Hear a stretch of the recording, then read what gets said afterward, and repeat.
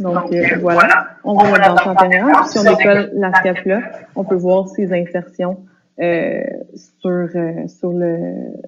le côté antérieur de notre scapula.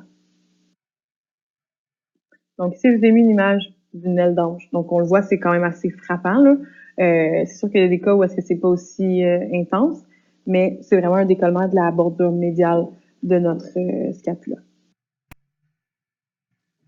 Donc, maintenant, on va regarder ce qui délimite le creux axillaire.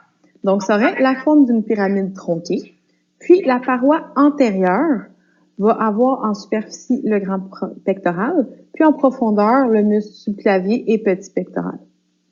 Donc, le contenu, ça va être dans du fascia clavipectoral, donc de la clavicule en supérieur au fascia axillaire en inférieur. Puis, le fascia clavipectoral va avoir les composantes suivantes si on part de supérieur à inférieur. On va avoir une partie qui va contenir le muscle subclavier, une membrane costocoracoïde qui va partir du muscle subclavier à la limite supérieure du petit pectoral. Ça va être percé par la veine céphalique, l'artère thoraco-acromiale et un nerf. Puis, la partie contenant le petit pectoral va venir après. Elle va être percée par le nerf pectoral médial. On s'entend là, le nerf pectoral médial va percer la partie contenant le petit pectoral. Donc, le nerf pectoral latéral va percer la partie d'en haut. Puis, on va avoir le ligament suspenseur de l'aisselle ou le ligament de Gerdy par après. Donc, ça a l'air de ça. Donc, si on regarde la paroi antérieure, là, donc on va avoir le fascia clavipectoral. Donc, on va avoir la partie du muscle subclavier. On va avoir une partie qui va être percée par tout ce qui est artère, nerf, pectoral latéral, le petit pec, puis tout ce qui vient en bas avec le ligament suspenseur. Si on regarde la paroi postérieure, encore là de supérieur à inférieur, on va avoir le muscle subscapulaire au niveau de notre scapula, le grand rond, le grand dorsal. Donc, le grand dorsal va spiraler autour de la partie inférieure du grand rond, va s'insérer à la paroi postérieure de la gouttière bicipitale, en antérieur et supérieur au tendon du grand rond. Donc, dans les régions les plus latérales, le grand rond va être la structure la plus inférieure. Par contre, dans les parties les plus médiales, le grand dorsal va être la structure la plus inférieure. Donc, on peut le voir ici. Donc, dépendamment de où est-ce qu'on est, le grand dorsal va être inférieur ici, mais va devenir supérieur, plus proche de l'humérus. Donc, ça, c'est ce qui forme notre paroi postérieure. Après ça, la paroi médiale, on va avoir le dentier antérieur, puis le nerf long thoracique qui est en inférieur de la surface superficielle. C'est un danger pour des chirurgies dans la région parce que on voit bien là ici sur l'image à droite, le nerf est vraiment superficiel au muscle. Puis, on va voir la paroi latérale qui va être la gouttière bicipitale contenant la longue portion du biceps. Donc ici, on a vraiment une belle représentation. Donc, on a la partie médiale en vert qui est notre dentelé antérieur et notre cage thoracique. On a la portion en jaune qui est postérieure, donc qui est notre subscapulaire, notre grand rond, notre grand dorsal. En latéral, on a notre gouttière bicipitale de notre humérus. Puis en antérieur, on a notre fascia clavipectoral, nos pectoraux, etc. Ensuite, on a la base et l'apex. Donc, la base va être de la peau et du fascia axillaire. Puis l'apex, ça va être l'espace par lequel le contenu va entrer ou sortir de l'aisselle. Donc, en médial, on va retrouver la première côte, en intérieur, la clavicule, puis en postérieur, la limite supérieure de la scapula. Donc ici, on le voit vraiment en 3D. Donc, encore là, on aurait... là, c'est décrit, si vous regardez ici, là, l'antérieur, c'est quoi qu'on va y retrouver? Le latéral, le postérieur, le médial. Donc ici, on aurait la peau, le fascia. Puis en haut, on aurait, si on regarde à gauche, donc on aurait la clavicule, la première côte, puis la bordure sup de notre scapula. Donc voilà ce qu'on y retrouve en haut. Puis c'est ça les délimitations de ce qu'on appelle l'aisselle. Donc, maintenant, on a décrit à quoi ressemblaient les selles. On veut savoir maintenant qu'est-ce qui s'y retrouve. Donc, ce qu'on retrouve dedans, artère axillaire. Donc, c'est la continuité de l'artère subclavière à la première côte. Puis, elle va finir en devenant l'artère brachiale à la portion inférieure du tendon du grand rond, donc vers le bas. Puis, l'artère subclavière va passer en postérieur au petit pectoral. Donc, ce muscle va être utilisé pour marquer un peu où est-ce qu'on en est dans l'artère. Donc, ça va être soit en médial au petit pectoral, en postérieur au petit pectoral ou en latéral au petit pectoral. Donc, ça va donner une idée. Puis, on va avoir les branches de l'artère axillaire aussi qui vont passer dans les selles. Donc, je vous dirais, les branches, c'est vraiment à titre indicatif. Là, je vous demande pas nécessairement de les savoir. Donc, on a une branche de la première partie. Puis quand je parle de première, deuxième, troisième partie, là, c'est en médial au petit pec, sous le petit pec, puis en latéral. Donc, dans la première partie, on a l'artère thoracique supérieure. On a deux branches de la deuxième partie, donc l'artère acromiothoracique qui donne l'artère deltoïde, acromiale, claviculaire et pectorale. L'artère thoracique latérale qui va vasculariser la poitrine, donc qui va être plus grosse chez les femmes. Puis on aura trois branches de la troisième partie. Donc, on a premièrement l'artère sous-scapulaire qui va avoir deux branches terminales, l'artère circonflexe scapulaire et thoraco-dorsale. Donc, thoraco-dorsale qui va être en inférieur à la région du grand rond et dorsal. Puis la circonflexe scapulaire qui va être postérieure, qui va aller en postérieur par l'espace triangulaire au dorsum de la scapula. On va avoir l'artère circonflexe antérieure qui va être très petite, qui va passer en latéral jusqu'en antérieur du col chirurgical de l'humérus, puis en postérieur au tendon de la longue portion du biceps. Puis on va l'artère circonflexe postérieure qui va être grosse, qui va passer en postérieur par l'espace quadrilatère, et ensuite en latéral postérieur. Puis on va avoir une anastomose avec la circonflexe antérieure en latéral de l'humérus. Donc, si ça vous donne une idée, donc la troisième partie qui est quand même la plus importante, vu que les deux circonflexes vont venir se joindre. Donc, l'antérieure qui va venir joindre la postérieure qui est beaucoup plus grosse. Là. On va avoir aussi une anastomose artérielle scapulaire. Donc, ça, c'est quand même important. Donc, le sang va aller des artères principales aux petites artères, aux artérioles, aux capillaires, aux vénules, aux petites vénules et aux veines principales. Donc, dans plusieurs parties du corps, les petites artères vont communiquer entre elles pour former une anastomose, puis ça va former un réseau sanguin collatéral.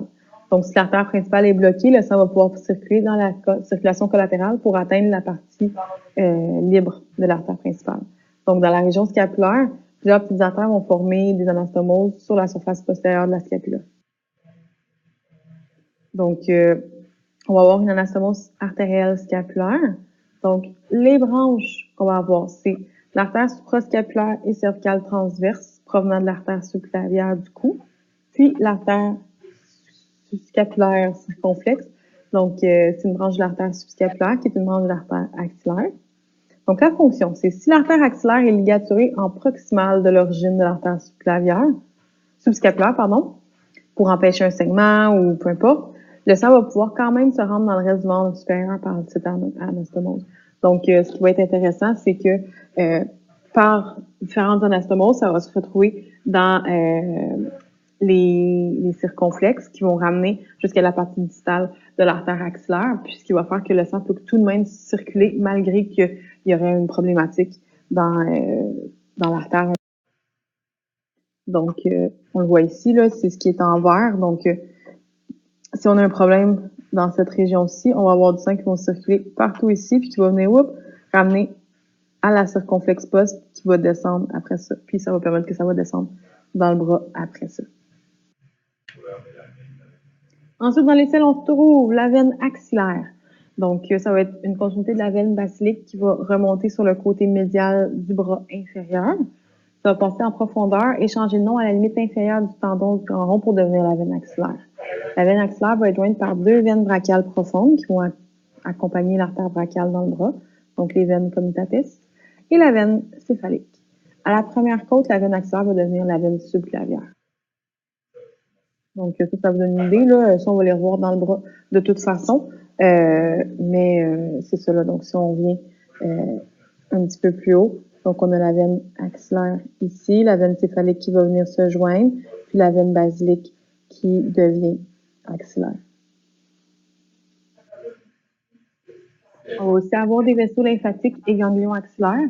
Donc, ces vaisseaux-là vont aider à drainer les selles de ce qui provient du membre supérieur et de l'épaule, aussi de la majeure partie de la cage thoracique qui est antéro et latérale.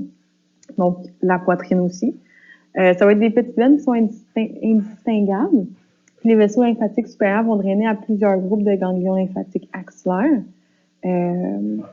Donc, la lymphe va circuler via les vaisseaux lymphatiques à d'autres ganglions, puis finalement par le conduit thoracique et canal lymphatique, droit, qui vont ramener la lymphe dans le système circulatoire, j'allais dire respiratoire, ça n'a vraiment pas rapport.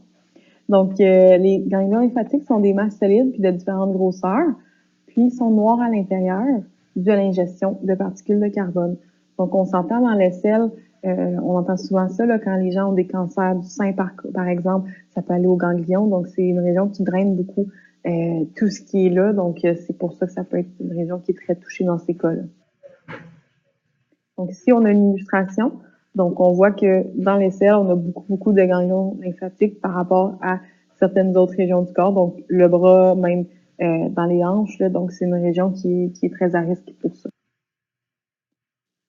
Donc, on va avoir dans les selles aussi, on va avoir des muscles. Donc, on va retrouver le chef-court du biceps, le coracobrachial.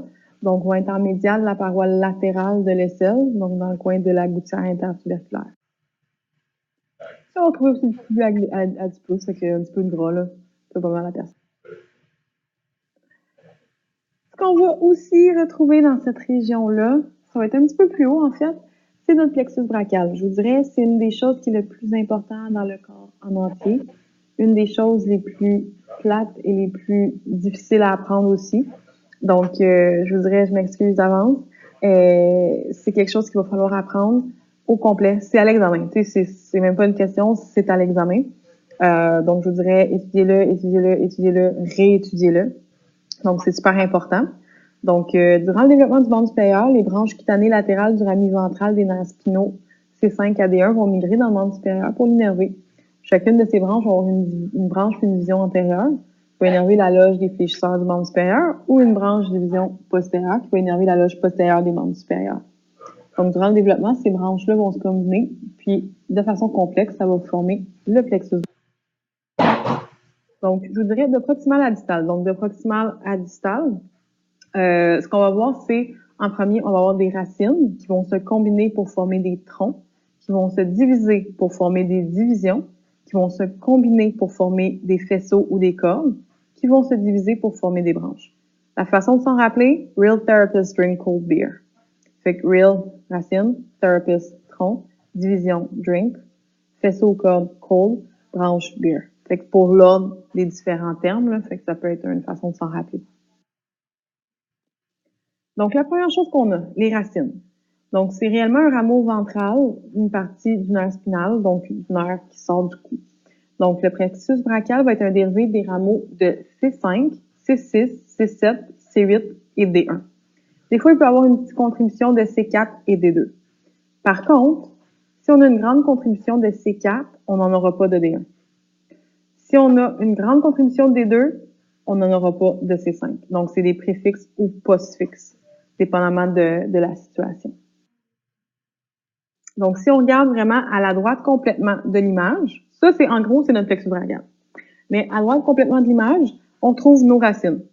Donc, on a C5, C6, C7, C8, T1 ou D1.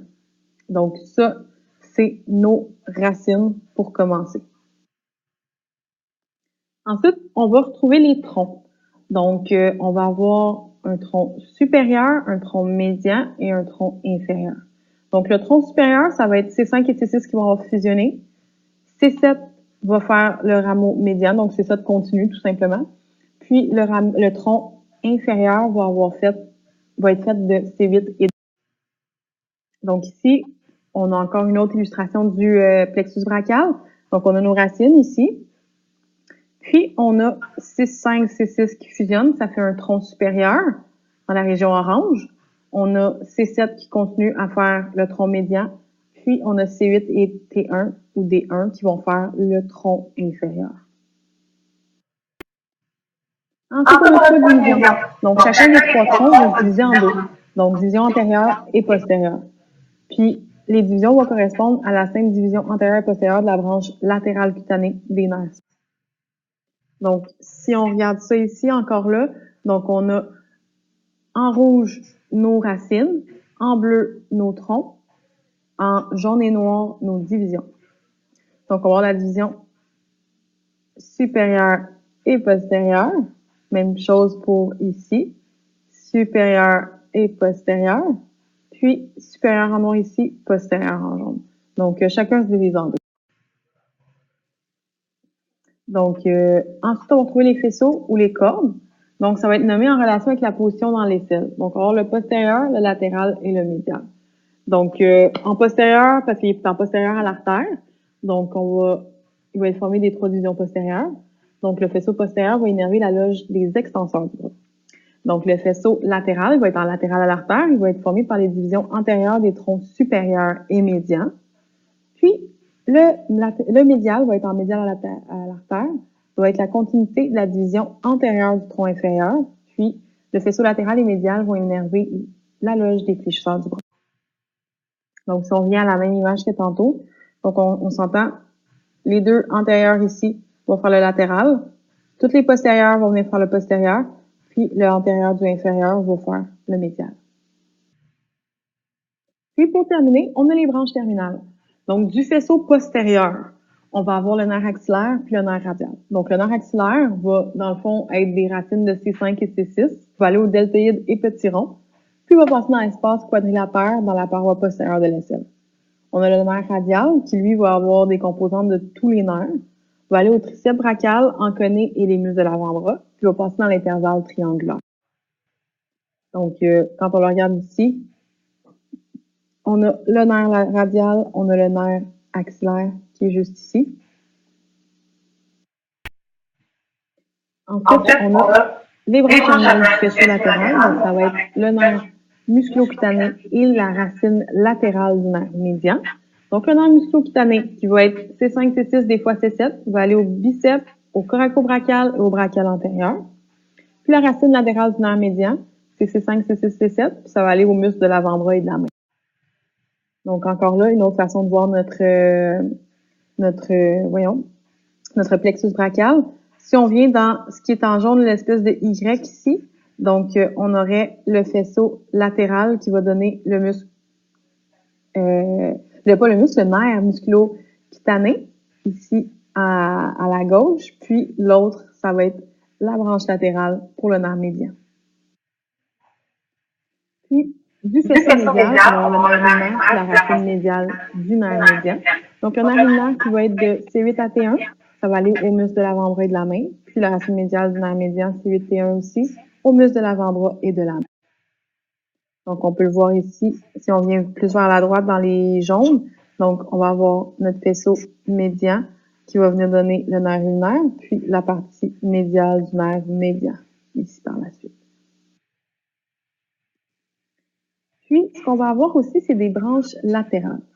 Donc, ces branches-là, ça va être des branches qui vont partir un peu n'importe où dans le plexus brachial, qui vont donner un petit nerf qui va aller à quelque part. Donc, ça peut être un peu n'importe où dans le plexus brachial, il va y avoir ces branches-là qui vont sortir puis qui vont aller innerver certaines choses.